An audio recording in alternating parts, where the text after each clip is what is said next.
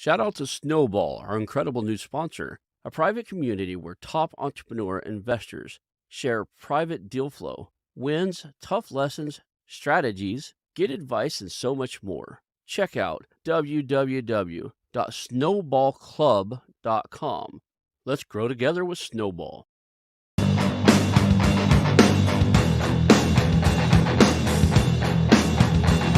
Hello, and welcome to the How2Exit Podcast, where we introduce you to a world of small to medium business acquisitions and mergers.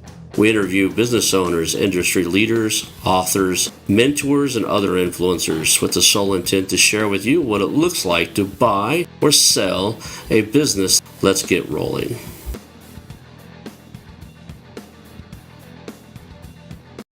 And now a moment for our sponsors. I want to highly recommend you get Acquisition Aficionado magazine. Every month, Acquisition Aficionado magazine brings you tactics for business buying and selling you won't find anywhere else. Learn firsthand from industry leaders who share their success stories, featuring in-depth interviews and stories from leading figures in the business acquisition industry. This multi-platform mobile magazine speaks to acquisition entrepreneurs wherever they are in the journey. And I want you to visit acquisitionaficionado.com today. Hello and welcome to the How2Exit Podcast. Today I'm here with Brandon Knowlden, and we are going to talk about his recent acquisition and maybe his exit there. I don't know what you can talk about on that one, but we're just going to share some stuff that you've done here recently and how your strategy is a little different than others. So let's just start off with your origin story. Tell me a little bit about kind of how you got into this space. It sounds like you've been an entrepreneur most of your life, like me. Kind of what got you into the entrepreneurial world and what got you into buying a company. Yeah, so it's kind of an interesting story. So my first job at the age of 13 was in my dad's manufacturing business in Detroit. I grew up in North Detroit, Michigan. I was born in Salt Lake City, bounced around the country a little bit, but then landed in Detroit. And I don't know, I think that like with my dad, he just always worked in an angle in a really positive way, but he was a chemical engineer by trade. He worked at General Motors and a bunch of different suppliers for the big three. But he just, it's like growing up, we lived on 5 acres and our house was on the front acre. And he realized that there was a corner lot that 5 neighbors went all the way down to. And so just in his spare time, he just went and petitioned the other neighbors and said, hey, let's get this rezoned. Let's cut the back 3 acres off of everybody's property. Let's get that rezoned and let's go to a developer and sell it. And so he was able to just, in his free time, just put together a deal worth about $500,000 in the early 90s that benefited every one of our neighbors. And he started his own business. He ended up choosing to let that fail because we have 5 kids in my family, big family, and it was single income. So after like 3 or 4 years of that, he folded that and went back to work. But the kind of beautiful kind of phoenix rising from the ashes story was really left an impression on me and my brothers. So my brother Tim has a welding service in Detroit. My brother John, he started a landscaping service that we converted into a tree company that then he exited last year. Helped him a little bit with that, but that was mostly on his own. And then now we just started a decking company. And when I say we, it's his company, but with my background in advertising, I did all the branding for him. So fast forward a little bit, after the age of 13, I went to school in Pittsburgh for graphic design. I spent 10 years in the advertising industry. I was doing TV commercials and strategy and stuff like that for Porsche, Panera Bread, Corona beer, stuff like that.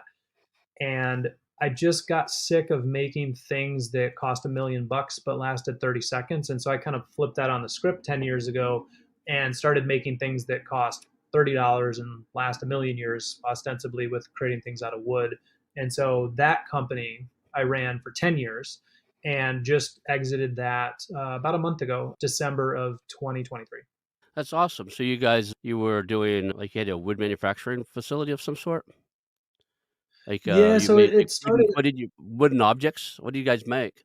So we started out making well, it was custom furniture, but it was like kind of feast or famine. And it was like if you were making, you weren't selling, and if you were selling, you weren't making, just because of the size organization we were. And one of the things that I witnessed with my dad and my brother, because he started his businesses before I started mine, was I kind of refer to it as fishing from the middle of the river.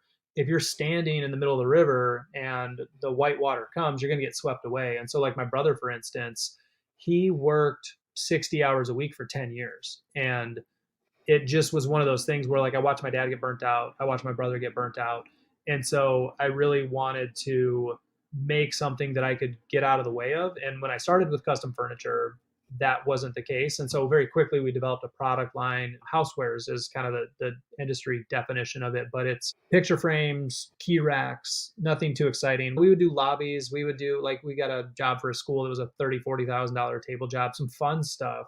But for the most part, the bread and butter, the stuff that paid the meal, was really relatively boring stuff. We had some novel solutions that kind of got us a little bit of press coverage and things like that. We were on CNBC, met Marcus Lemonis, stuff like that. But for the most part, yeah, it's a 9,000 square foot facility here in Chicago called Well Made. Oh, interesting. Cool. It's funny is we have some similarities for what you're doing now. Is an area I want to work in and have been working on. And I grew up. My father had a woodworking shop more than anything. It was a hobby, and then I developed the same knack. So right before we moved here, I had a small woodworking shop, probably 50 foot by 50 foot. It wasn't huge, and I did all the woodwork inside of like our tiny home. We have live oak bar and Oh, countertops wow. and that red oak. I guess it's red cedar or whatever, but it's kind of a reddish core in the middle of it in the grain, and the outsides are whiter. So we do live edge. I did both the bar, the kitchen bar, then my wife's hobby table. But all I did is put a live oak edge on a Singer sewing base and finish it out really nice. And then this tiny home had no handrails or anything like that for safety for the lofts. And I have kids, Oh, wow. so I used 4x4 raw posts from the same red cedar, and then the live oak tabletops, and made uh, basically guardrails up there and corrugated tin, like old rusty corrugated barn tin. So made those for that. But I've made all kinds of stuff inside of my little shop. But when we moved here, when I sold that house, I sold it to a house flipper who flips houses all the time. I said, look, for an extra few grand, I'll just give you my wood shop because I can't take any of this stuff anyway. And he flips houses. So all my air nailers and planers and table saws, and like my table saws were not portable. They were the big commercial 220, 14-inch blades. So I had the big toys. Yeah, that stuff is really fun. And what's funny is, like, my dad, before he got into, this is before I was born, but before he got into chemical engineering, he framed houses in college. And so when I was growing up, that's probably where the entrepreneurialism started, because he would buy kind of a defunct house and move the family into like one or two rooms and then spin up like a live-in renovation. I think they call it house hacking nowadays. But Yeah. yeah, and when I originally put the wood shop together, it was kind of started as more of an outlet, but because of my advertising background, I had a pretty good aesthetic, and there's a lot of disposable income in advertising, so people started buying it. And then my original goal was to just kind of have a side hustle with equipment as nice as my dad's shop, because he was in Detroit and I just was never able to get home to use that shop. And then within Hmm. a couple of years, my shop was significantly nicer than his, and so I'm kind of coming emotionally to terms with the fact that I had a very, very nice wood shop, and it's not mine anymore. It kind of sucks. Yeah.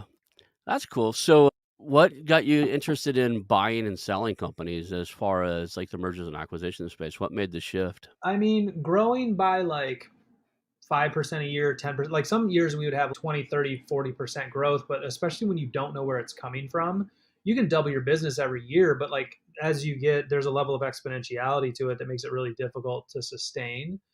And coming from the background of corporate America, with my father also kind of doing one foot in blue collar, one foot in white collar type of jobs, I would say, like, I worked for like Kraft Heinz and stuff like that, and like they grow by acquisition significantly, and a lot of those brands that are under their umbrella are brands that were regional that they went in and gave a national footprint. And so, I think that the year I did the Harbor Club, which was just a couple years ago, forgive me, I'm not sure if your podcast caters to any specific audience or whatever, but when I did the Harbor Club, it was primarily motivated by the fact that you didn't hear too much about, I want to say it was like Facebook, maybe Instagram, but I know Facebook, oh, it was Facebook and Google. But like the year that I did the Harbor Club, one of those companies acquired like 100 businesses that year, and another acquired almost 200. So just from those two companies alone, they did hundreds of acquisitions in a single year. And so my dad's a big mentor to me. And as I was talking to him, he said, you might want to consider growing by acquisition, because then you can plan your growth, you can see it coming, you can fold things in when it makes sense, you can grow vertically, you can grow horizontally, whatever you want to do. And that's how all of the big companies that you're servicing in your ad industry, that's how they all grew, a lot of them. And so the hunt started with me trying to grow by acquisition. And a lot of people will try to grow by acquisition, like at the layperson level. You kind of think that you are just acquiring a business, maybe acquiring revenue, but a lot of acquisition is done for different reasons. It's done for getting the clients, it's done for the systems and processes, it's done for the talent acquisition, for a general manager, whatever you might want to do.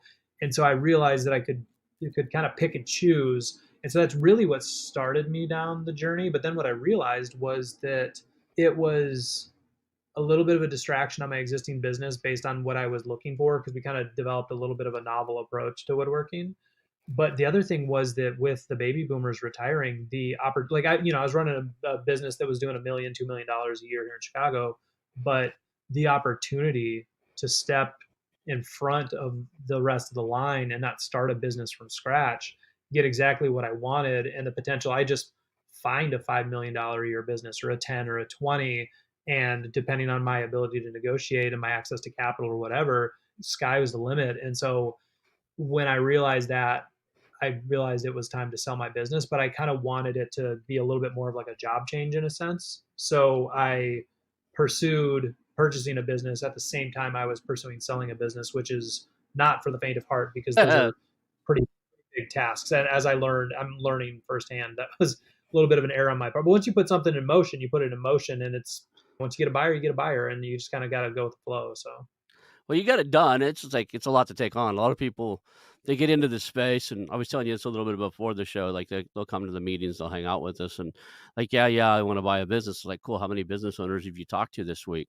And they're like, well, two. And I was like, you're gonna have to talk to more than that, right? This is a game where it's a people business. You got to get out there, and you got to shake the hands, and you got to have the conversations on Zoom or at least, and you're gonna go through dozens before you'll find something that really works. Some of that you can go through online, and a lot of them you'll kick out before they even like. But you'll get the broker notes and the CIM or whatever they send to you, and you'll kick them out right then and then. And some of them it takes a conversation or two to kick out, right? So how yeah, many? So yeah. And you've reached. Go ahead. I was just going to say it's probably your next question, but like the deal that we're probably going to talk about most today is this sale leaseback, or as it's known in some circles, a property split. But to get that deal, it took me 3 or 4 months of looking, and I was looking at, I had different like target profiles, but it took me 3 or 4 months to find that business.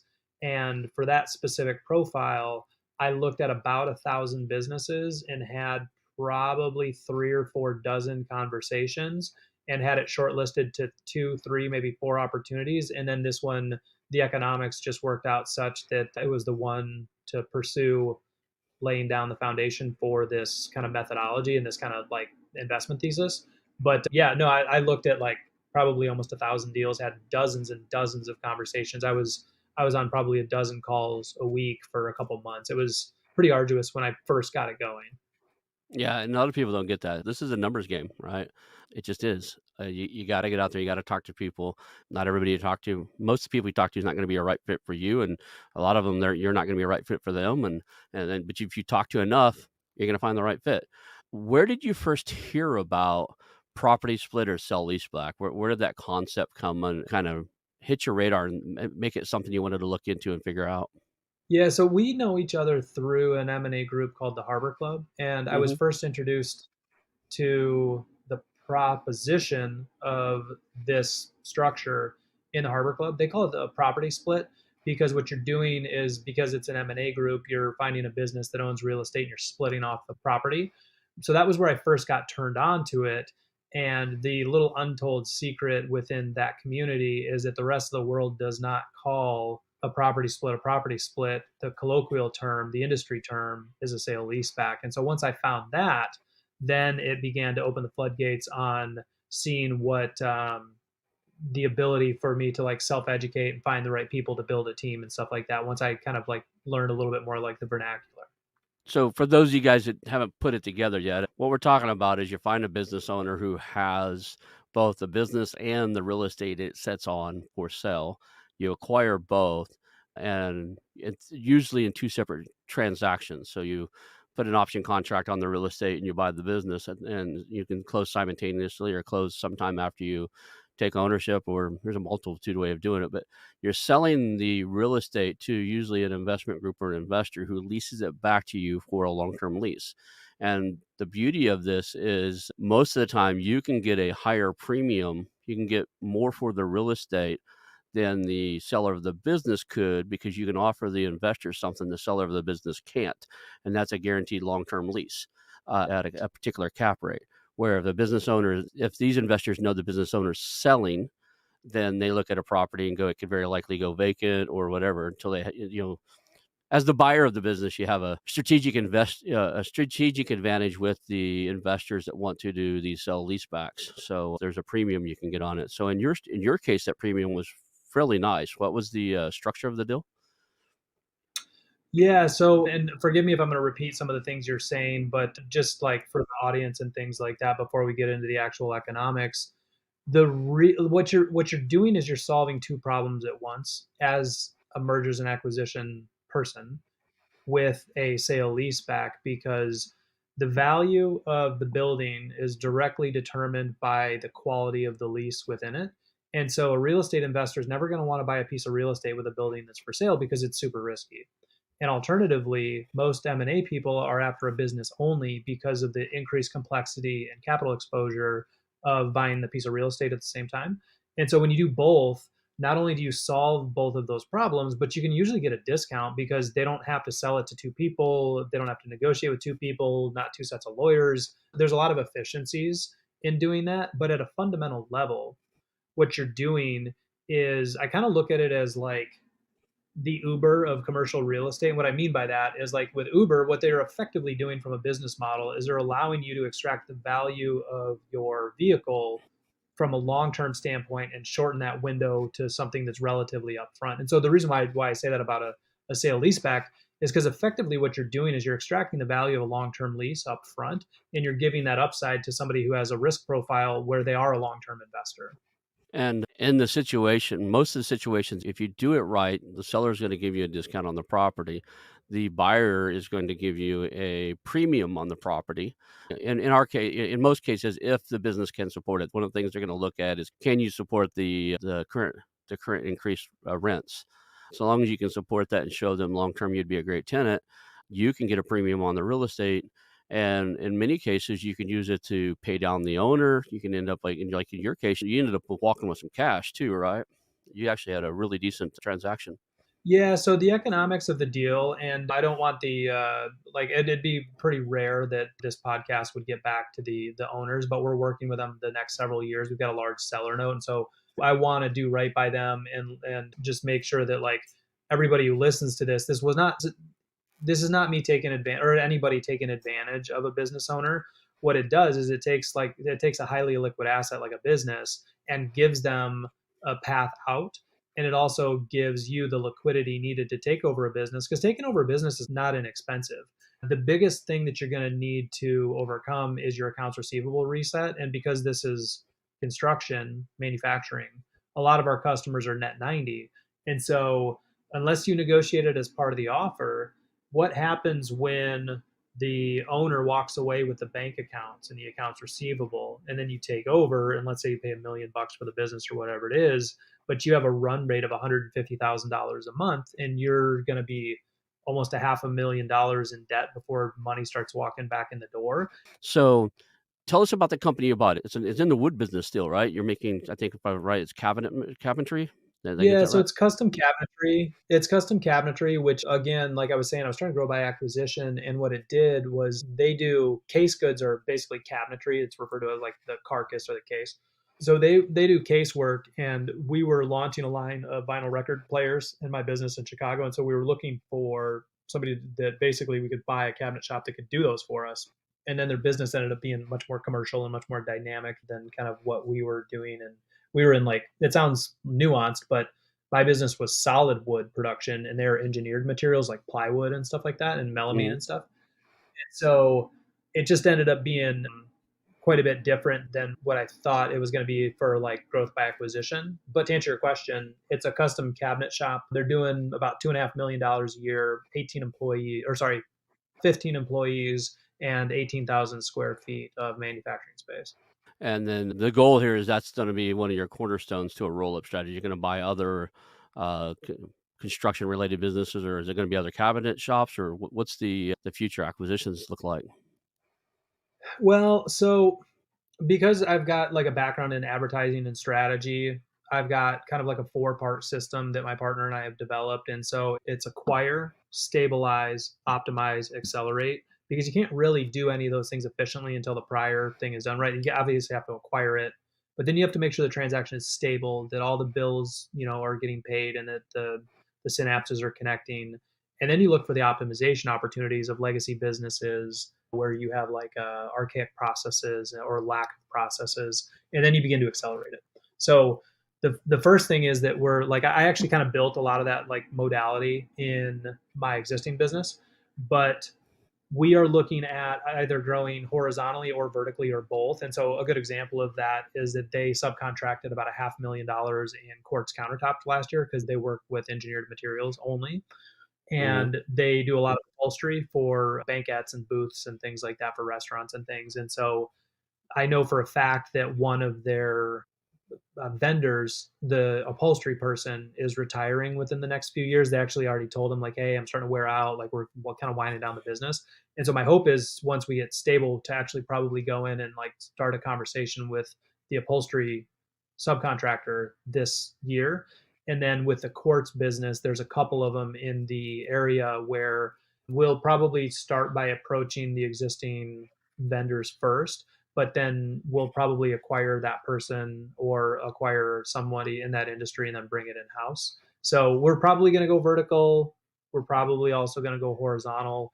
And we're basically going to we might go vertical just to then go horizontal, or we might go horizontal and then spin off a second roll up and stuff. So the future is bright, but also a little bit foggy. One thing that I can say that we're going to do is that one of the main issues with the sale leasebacks is that you have to have a quiver of private investors if you're not going to put it on the market. And so what we really want to do is actually start our own SLB investment group where that would be a company Mhm. of its own, and then we can have a group of investors that pool money together, and then they acquire the real estate and we acquire the business, and then every investor would actually get a capital event for part of every acquisition. And so that would be like a clean, clear way to make it a closed loop.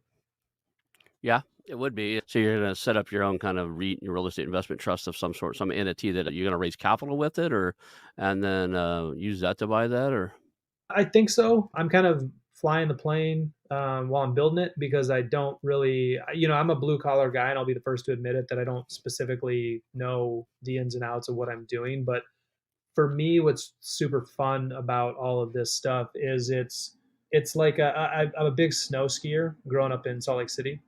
And one of the most fun things is that you have the chairlift down below and the chairlift up top, but every decision on the way down is yours. You can go on the bunny hill or you can go double black diamond and go over cliffs if you want to. And so those choices are ultimately yours, whether they're responsible or not. But anyway. yeah, so like I don't have I've got like a loose strategy, but I do think that one of the things that's worked for me in my past is my wife loves Tina Fey's autobiography. She's a big fan of Tina Fey, and she refers to her comedy journey with Saturday Night Live and some of the other stuff she's done as a yes and approach, where you don't say no because it shuts down people's creativity and creative thinking, but it's a yes and. So yes, we'll accept this, that, or the other, and we're going to do this. And so for me, it's a very fluid, malleable process, but I'm really good at, I'd like to think that I'm pretty good at developing systems and processes and what to measure and when to measure it and things like that. And so I'm pretty good at licking my finger, sticking it in the wind and see which way things are blowing. And so that's kind of been my approach, which has worked for me for better or worse. Hey there, How2Exit family. Today I'm thrilled to talk about Snowball, our incredible new sponsor. This community is more than just an investment hub. It's a place where growth is holistic. A private community where top entrepreneur investors share private deal flow, wins, tough lessons, strategies, get advice, and so much more. Snowball is a network rich with like minded, experienced entrepreneurial minds, including investors, founders, CEOs, and doers, all dedicated to meaningful growth. Snowball threads are like a daily masterclass. This isn't just about financial success, it's about enriching your entire life. If you're looking for a community that supports your entire entrepreneurial journey with shared wisdom and collective support, check out www.snowballclub.com. I believe their approach to compounded growth in wealth, health, network, and relationships could be the game changer you've been seeking. Let's grow together with Snowball. There's two ways. I'm a real estate guy by previous trade, mostly residential, but I delved into doing bigger deals before I went to this route. I was trying to. Funny thing is I hired a performance coach towards the end of my real estate, business. In my adult life, I started recognizing patterns. Like, okay, I've done this again, and I couldn't tell if it was because the industry was drying up or because I was being burnt out. So I hired a guy who was a Robin Mondanis trained coach. And one of the things he said during that is like, you should play a bigger game. And so I'd flip a freaking house and like $40,000 be wired to our bank account and for the flip. And in the back of my head, I'd still hear, but you should be playing a bigger game. So I started analyzing the bigger game. I started looking at like big real estate transactions, apartment complexes, and that type of stuff. I'll give you a hint in the two different ways. You can raise a fund or you can do a syndication, what they call a syndication. Both of them have the same underlying SEC structure you're going to need. It's a private placement memorandum. So to pull money together from more than one party to put into something that looks like real estate, you do need that PPM to keep you out of trouble for the SEC. So that's the one thing I'll give you feedback there. And you could probably pull it off with some form of syndication where you syndicate a group of investments for a holding co and do that. But the fund structure would give you more levy into what you did with the money. You just have to set in your private placement memorandum and in the fund, you'd have a set of rules that you shared with the investors. As long as you live by them, you could do it. And the cool thing for you and me and anybody else doing this is most of those private equity companies, when they raise their money, one of their bylaws inside of private equity says they don't own real estate. They won't hold the real estate. They're not in the real estate game. So they actually, when they buy a company, a lot of them can't buy the real estate because of the bylaws that they put underneath their capital structure they use to raise the money to start with. So a lot of them can't hold real estate. I'm really interested in there's another thing you said. I listened to your interview on that Harbor Club. A lot of the guys on the show, I've taken Roland Fraser's course. I've taken Jeremy Harber's. I've interviewed all the gurus to kind of solidify my skill set in the early stages. I did a few of the courses. Inside of that realm there, the communities are great. That's one of the things you're going to get out of those different courses of the communities. But what they don't share with you inside of that is like, I don't think either one of them has like a structure for your PPM, right? Like, here's what you're going to need to do if you're going to raise money from multiple places and stuff. Most of those guys are trying to teach you how to do everything on a shoestring. There are plenty of avenues where you can almost get it done from a single source, family offices and that type of stuff. You could just start, you've got the tenacity you need, right? Yeah, I could already tell by what you went through to get what you got done now. If you decided you lined up another one and you wanted to raise a single thing, you could start calling family offices and that deal with real estate. A lot of those family offices, they hold real estate. And I bet you could find a single investor for that without putting it on the open market. That's what a lot of these commercial brokers do that do these sell leasebacks. They've got teams of people who farm those REITs, they farm real estate investment trusts, they farm family offices and stuff, and they figure out what their investment criteria is. So when you bring something to the table like a sell leaseback, they kind of know these 16, I have 200 investors, but these 16 are the ones that would be interested in hearing your story, and they know who to put it in front of. And a lot of times if the good ones will actually have a multiple bid scenario where 2 or 3 of the investors will make an offer for doing a sales leaseback to you. That's really cool to know. Yeah, and again, it's not quite broken clock syndrome, right? Like I'm right more than twice a day, but like probably not much more than that. But like I have so much more to learn, and coming from the background, the blue collar background that I do, I'm very much more roll up your sleeves and get it done. But the reason why this deal took 15 months to do, and that just kind of came with the territory. But what we were doing was we were like building the plan. And so Right. I was okay to be very contemplative and slow about it. But the reality is that my partner and I, we have ambitions to build a $50 million plus roll up in the next 5 years. And if we're going to do that, we've got to have a formula. We've got to build a network. And so what's fun is that when everybody has ideas, but when you're able to execute on those ideas and see the returns that you forecasted, I feel like the first time you do that, it starts to get on people's radar that maybe you were speaking with of like, oh, these guys are kind of serious. And then the second time you do it, it forms a pattern, right? And so what I'm hoping is that we can get into this business, realize some efficiencies, properly take control, work ourselves out of the day to day, and then maybe make a couple of acquisitions regarding some of their, go a little bit more vertical integration, and then prove that model and then go to these people. But yeah, I have a lot to learn, and I'll definitely have to catch up on a lot of these other podcasts that you've recorded with some of these other experts because I'm just a monkey with a wrench over here, just trying to turn screws. So One of the things I don't want to skip over, and I heard you talk about it, and you did an interview on the private network of the Harbor Club with Jeremy Harbor, and you were talking about some of the ways that you approach the conversation of seller finance with the sellers and the advantages for them.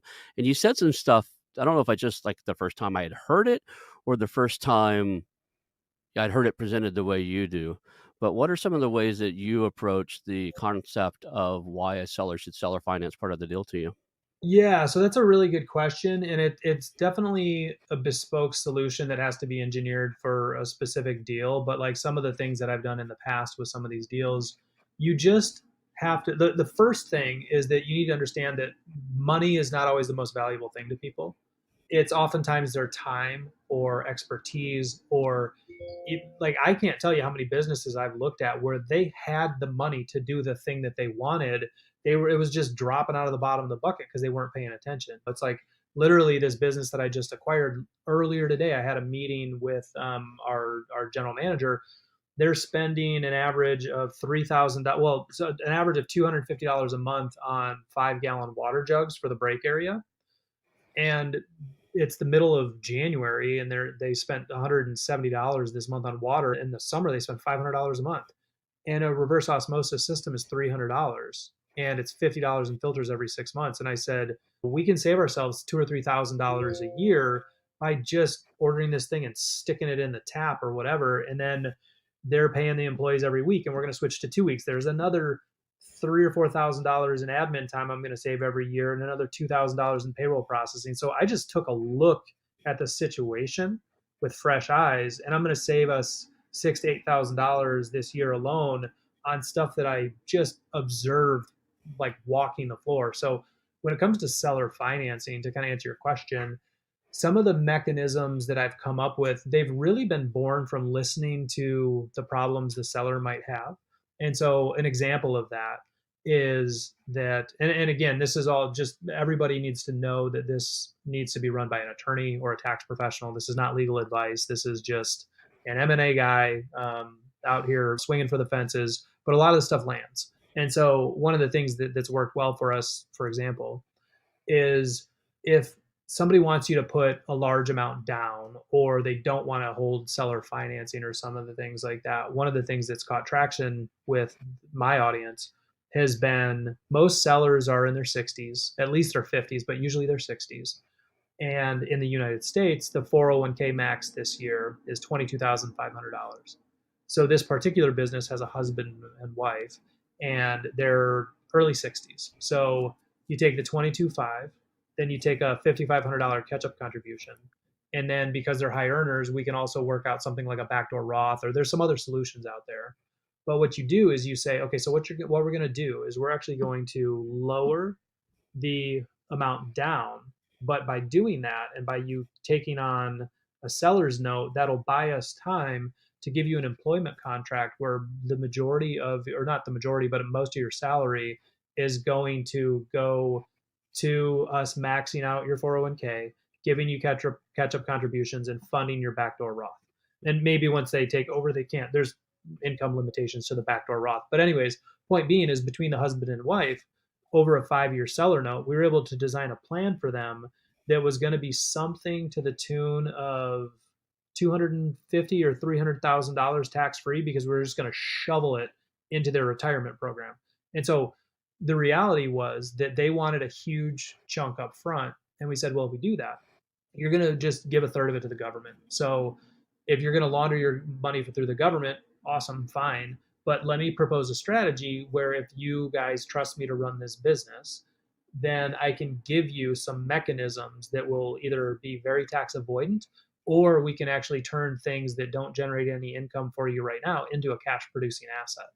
So the second thing that I might want to share is one of the reasons why I focused on manufacturing businesses is because they typically have large capital assets, large investments in capital assets. So like you go to a machine shop and they might have a $300,000 turret lathe or something like that, right? So they're going to have like a lot of equipment that's been fully depreciated sitting on the floor. The business uses it, but it doesn't make any money, or it doesn't generate any money itself. It makes product. But the point that I'm making here is, let's say you have a business that has $1 million in capital assets and they want $5 million for the business. So you take that $1 million in equipment and you say, pull that off the table. Now my offer is going to come in at $4 million. But what I'm going to do is I'm going to lease to buy that equipment from you at 5% interest, 6% interest, whatever somebody wants to charge. But what we're going to do is we're going to amortize that over 8 years, 10 years, whatever, for even numbers, who knows. And I'm going to pay you 5%.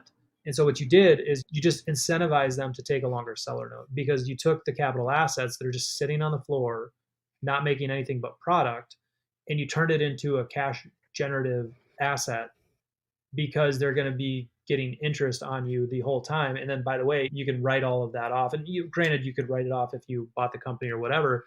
But if you take $1 million over 10 years at 5%, assuming the business can afford it, you actually just gave them the opportunity to generate, I don't know, $100,000, $200,000 in additional sale proceeds by engineering your way into a longer seller note.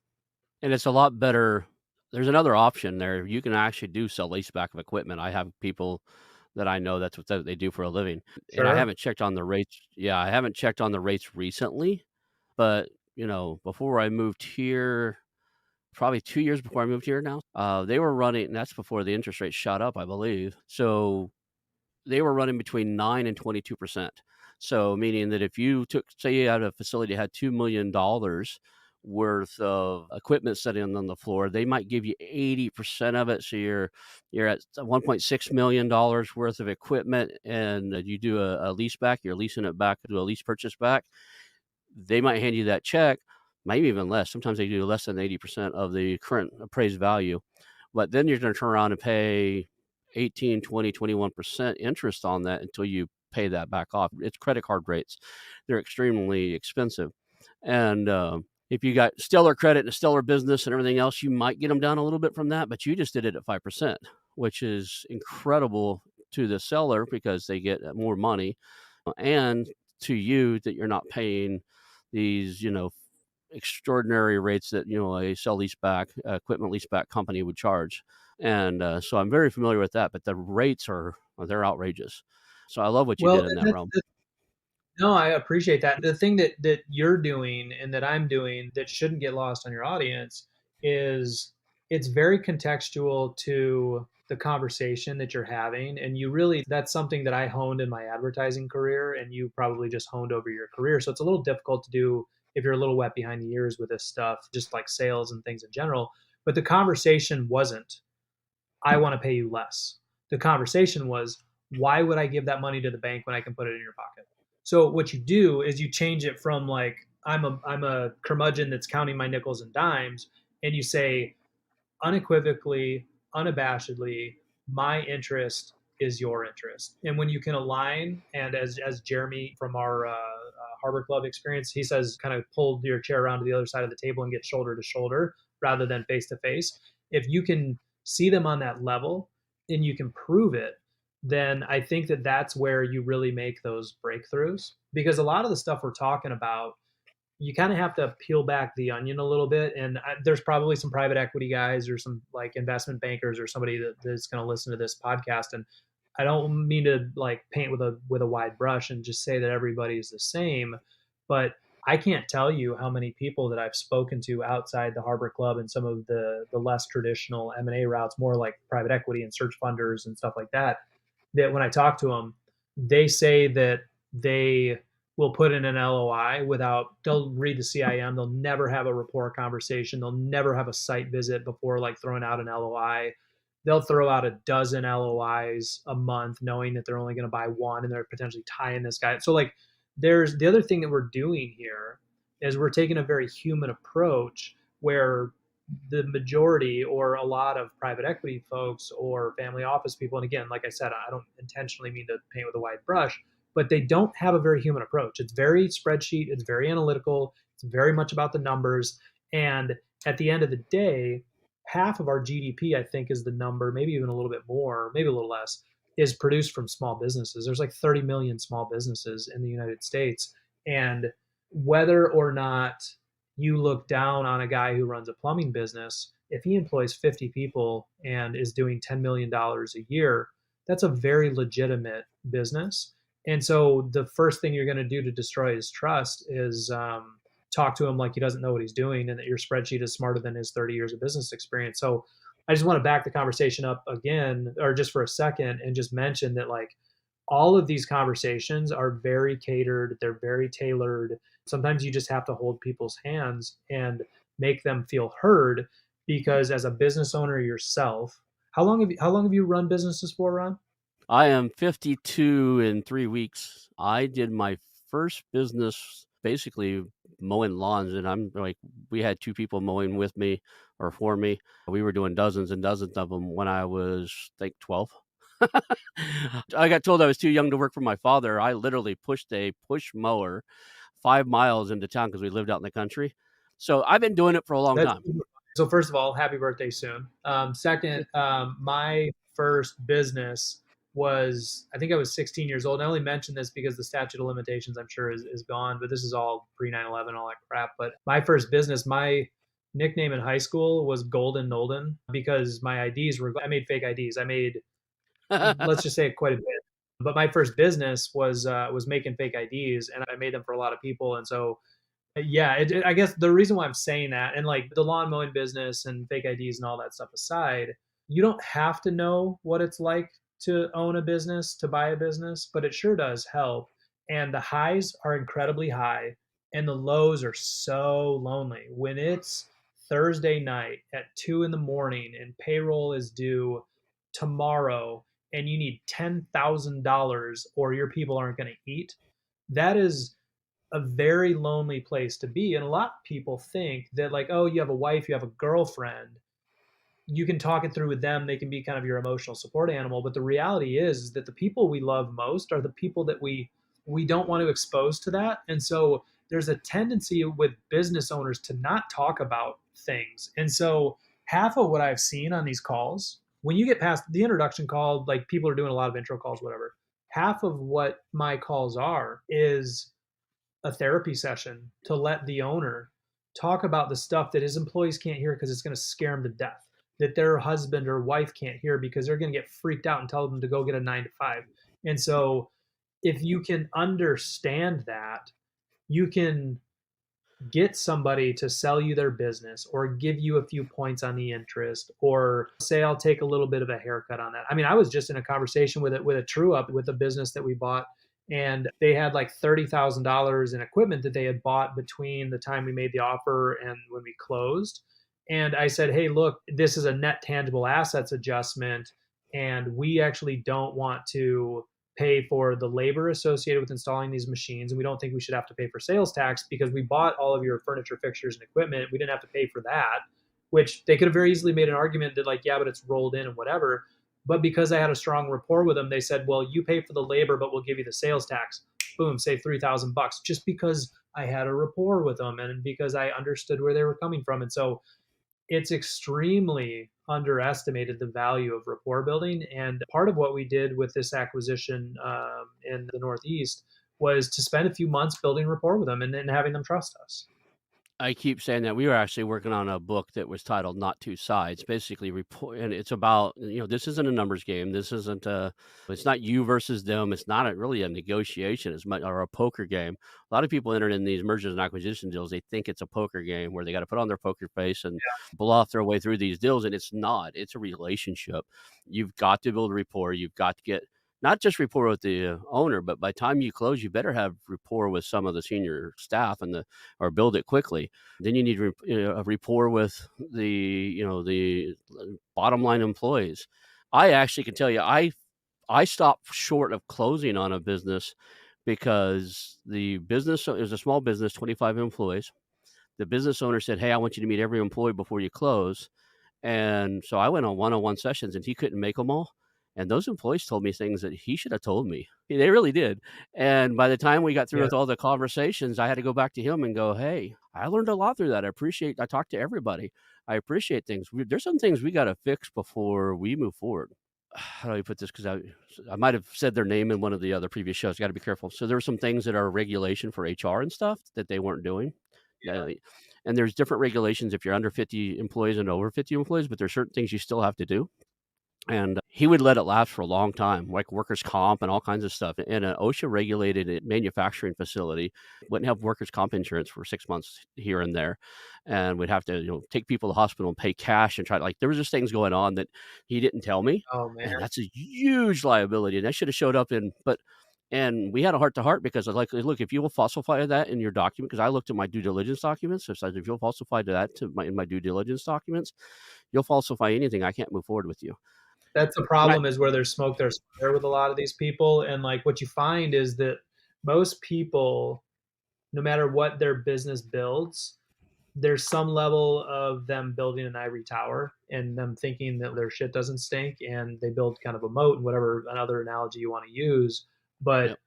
it was like in my manufacturing business, there was one time where we had 10,000 units come in from Poland where we were manufacturing our high volume stuff. And the manufacturing went really well, but the product was these two wooden pieces that had magnets that kind of pulled them together. The paint supplier didn't put the right amount of curing agent into them. And so, whereas a typical wooden part would have not stuck together, the magnets basically clamped these things together. And so, we had like 10 pallets of product. It was like a $120,000 order that were basically glued together because of the paint. And so I opened the first pallet in the first box and saw the problem on the first unit.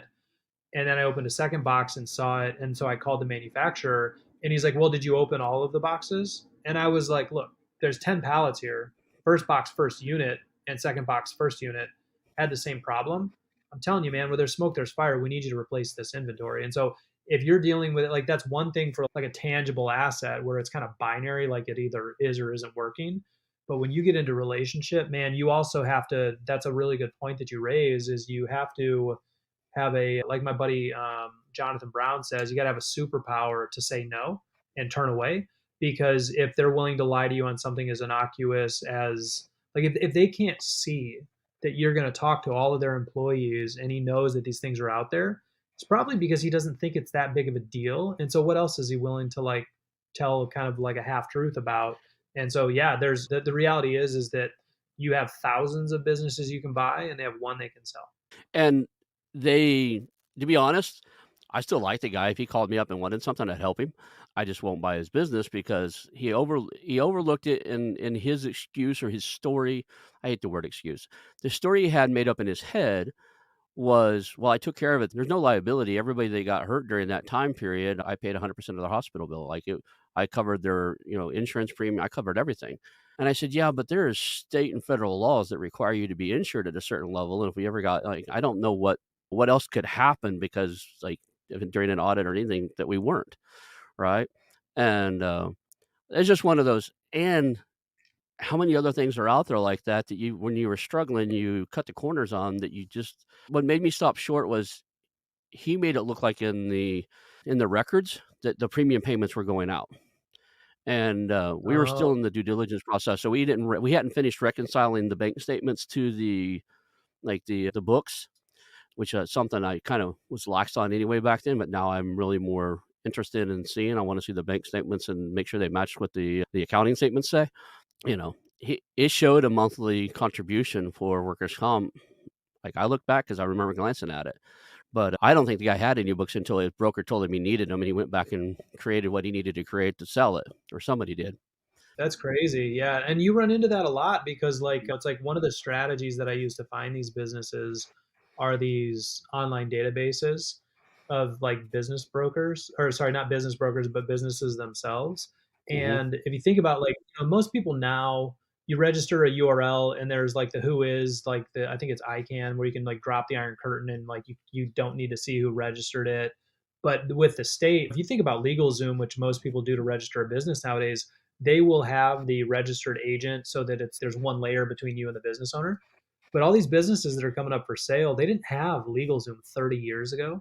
And so you have a lot of people that's just a little limerick about how you can find these people. But like a lot of these people, they designed systems and processes decades ago. And if it ain't broke, don't fix it. And so you'll find a lot of people that, this business we bought up in the Northeast, they do $2.5 million a year and they had no inventory management for the whole history of the company. They literally just knew that more money came out than went in, and they were profitable. They make kitchen cabinets, and in kitchen cabinets, like a bunk of plywood is, I think it's like 44 sheets or something like that, but it's four by eight, thigh high, whatever, weighs maybe 1,000 pounds, 800 pounds. They go through a couple of those a week, and they don't have a forklift. They don't have a forklift because they've got a garage that has a classic car stored in it because that's what the owner had as a priority. So like there's things that you'll uncover if you take the time to have those conversations and don't shove your priorities or your prerogative down somebody's throat. But yeah, so I mean, just kind of like all of those things were sorted out, and we still definitely proceeded with the business because the owners are absolutely fantastic. But every now and then you run into something where it's not that the person was malicious, but negligence is a form of malice when it comes to M&A, because if you found out about that, you can do an asset sale, so you're stripping the stuff out of one company and put it into another. But God forbid you did a share sale, because as soon as you know about it, there's some liability there. And if you're not doing the right like legal structure or something, that you do a share sale and you acquire the company and they come back to you, that could decimate the company. And so, yeah, you got to be on your toes about everything. There's just so many elements to M&A when you get into due diligence that I don't know. You just need time. It takes time, and most people trying to shove these deals into like a 4, 6, 8 week period. It's just unrealistic most of the time. Awesome. Well, we're above the top of the hour here. What is one thing our audience can do to help you move your game forward? Is there something that you need, an employee you're looking for, or I don't know.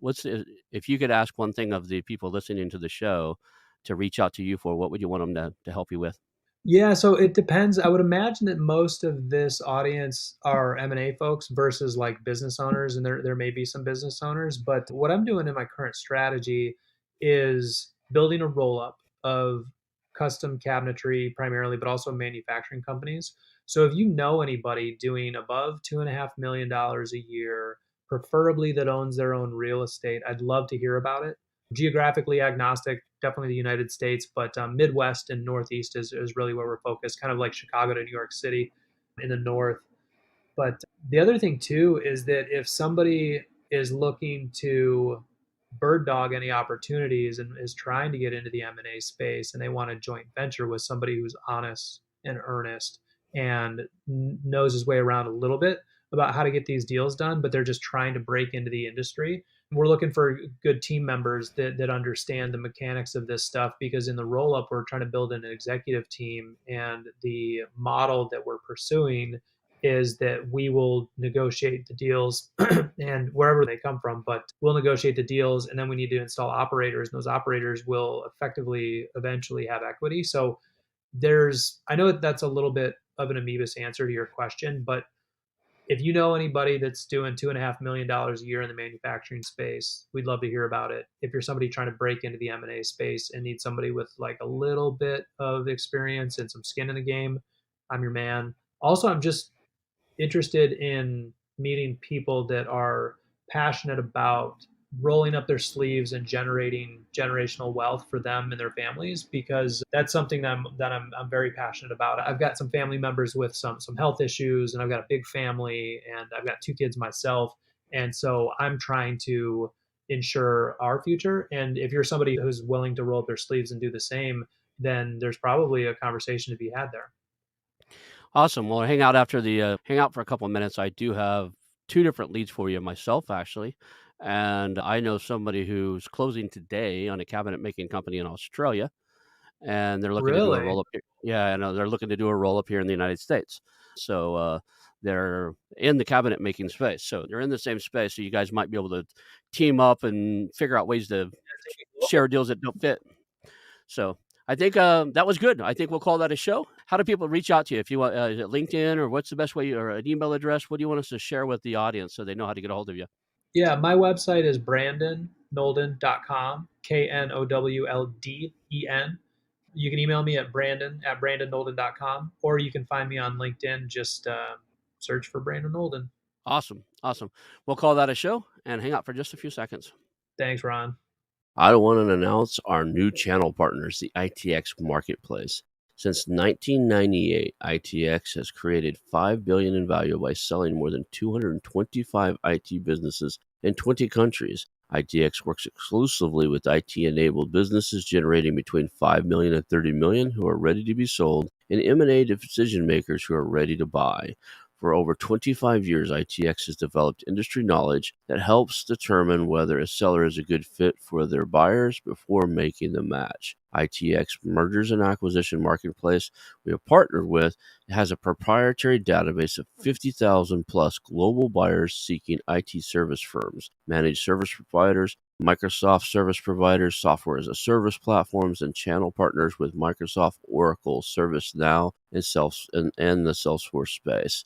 If you have an IT-enabled business you're ready to sell, I want you to visit the itexchangenet.com/marketplace. How to exit. That link will be in the show notes. Visit them now.